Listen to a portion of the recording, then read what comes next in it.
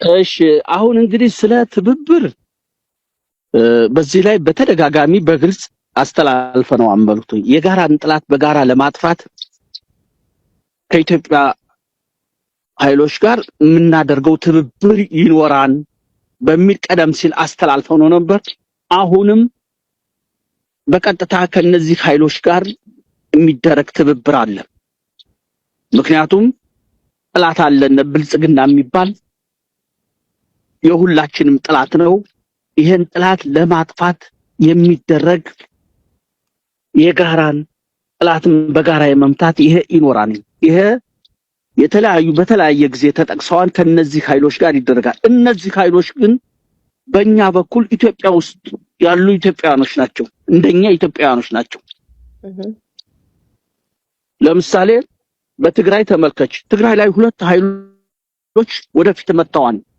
አንደኛው ጌታቸው ረዳ የሚመራው ስብስብ አለ፣ በብዛት ከፍተኛ ጀነራሎች ያሉበት እና የተለያየ ኃይል ያለበት። ይህ ኃይል አላማው በግልጽ ነው። ከኛ ፍላጎት ስናይ ከመጀመሪያው ጀምሮ ይህ ኃይል ጸረ አማራና ጸረ ፋኖ ነው። ይሄ ወደ ኋላ ታሪክ ከነ ሌላ ነው። ምንድነው ያለው? ከብልጽግና ጋር ሁነን ፋኖ የሚባል መጥፋት አለበት ነው። የአማራ ችግር አይደለም የሚታየው። ይሄ ጽንፈኛ ኃይል ለሁለታችንም አይበጅም ነው ያለው። ለብልጽግናም ለኛም አይበጅም። ይሄ ጽንፈኛ ኃይል ይጥፋ በሚል የሚንቀሳቀስ ኃይል ነው። አሁንም በማማከር በእያንዳንዱ ውጊያ ላይ በማማከር እየተንደፋደፉ ነው። ያደራጁት ኃይልም ሳይቀርኮ በተለያየ ቦታ ላይ ከኛ ጋር ተዋግቷል።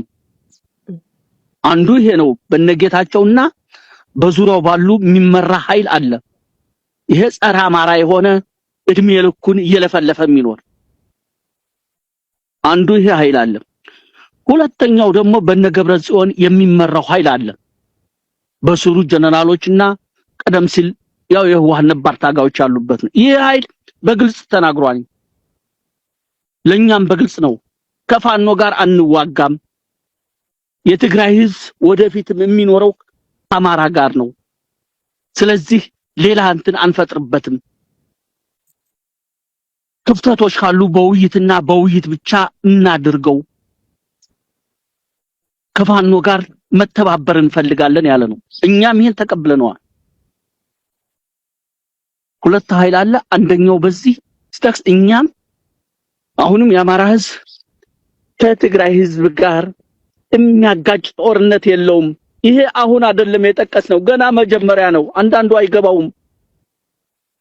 ገና ህወሓቶች ለትግል እዛ ለጦርነት ስነሳሱ አቁሙ። የትግራይ ህዝብ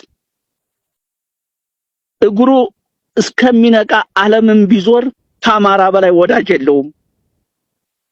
የአማራም እንደዛው። እነዚህ ህዝቦች እንደዛ ናቸው።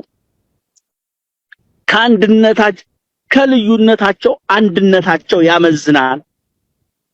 ግን የተፈጠረ ክፍተት አለ። ይሄ ክፍተት በውይይት እና በውይይት ብቻ ነው መፈታት ያለበት የሚል የኛ ፍላጎት መጀመሪያም ነበር። ይሄ ታልፎ ነው ያን ነገር የሆነው። አሁንም ከትግራይ ጋር ያለን ግንኙነት በውይይት ነው። በጦርነት መሆን የለበትም። የሚያነጋግሩ ነገሮች በውይይት ነው የወሰደ ጊዜ ወስዶ መፈታት ያለበት የሚል ነው። አሁን ይሄን በተለያየ ጊዜ ተስተጋብቷል። በዚህ ነው እኛ የምንሄደው። ምክንያቱም አንዳንዱ ብኩን ብድግልና ህወሓትን ይዞብን ሊመጣ እናል። ህወሓትኛ ምን ብለው አገሩ አይደለም እንዴ? ስለዚህ አገራቸው ነው። እናንተ ጋር መስራት እንፈልጋለን። የባለፈው ጥራሻ ያስፈልግም። በጦርነት በሁለታችን መካከል የለም። ህልውናችን እያጠፋ ያለ ኃይል አለ ነው። ህልውናችን እውን ካደረግነ በኋላ ደግሞ ከሌሎች ጋር ሆነን የጋራ የሆነ አጀንዳ ዘርግተን እንወያያለን ብሏል። ይሄን እንቀበላለን። ይሄን ሌላ አይደለም። አጠፋችኋለሁ አሁንም እናንተ እያለ ያለን ግን ከብልጽግና ጋር አብሮ አለ። እሱን ለብልጽግና በሰጠነው ልክ እንሄድበታለን ነው። ይሄ ተደጋጋሚ አንዳንዶች ብቅ ያሉ የማያውቁትን ሲዘላብዱ ሰምተን ነው እዚህ ላይ ለመናገር የተገደድነው። ሁለት ኃይል አለ። ይሄ ሁለት ኃይል ቅድም ባልሁት ደረጃ ነው። ምክንያቱም ከብልጽግና በላይ ጥላት የለንም አልነኮ። እኛው ከብልጽግና በላይ ምን ብትለኝ ሌላ ጥላት የለኝም። ዘመዶችን ሲጨፈጭፍ አይቼዋለሁ። በድሮን ነው የጨፈጨፋቸው። ምርቱን ሲያቃጥለው አይቻለሁ። ቤቱን ሲያቃጥለው አይቻለሁ። ከዚህ በላይ በምን ልትቀይረኝ ትችላለህ? ስለዚህ ብልጽግና እናጥፋ ብሎ የመጣ ኃይል አላማችን መነሻ አድርገን ከመተባበር አንቆም። ይሄን ደግሞ የምንወስነው እኛ ነን። ዳር ያለ አይደለም የሚወስነው። ዳር ያለማ ዳር ነህ፣ በዛው ሁድ ምንም እንትን የለህም። የምንወስነው እኛው ራሳችን ነን። በሳት ተቃጥለን ነው ያየነው። በድሮን ነው ገላችን የተመታው። ስለዚህ ይሄን ኃይል እየሞትነ ቢሆን ምድረ ገጽ ሳናጠፋ አንመለስም ነው። በጣም አመሰግናለሁ። እየገደልን እንሞታለን ነው። ይሄ ነው። በዚህ የተነሳ ከተለያዩ ኃይሎች አሉ። እነሱ ጋር ተባብረን ትግሉን ዳር እናደርሳለን በሚል ነው።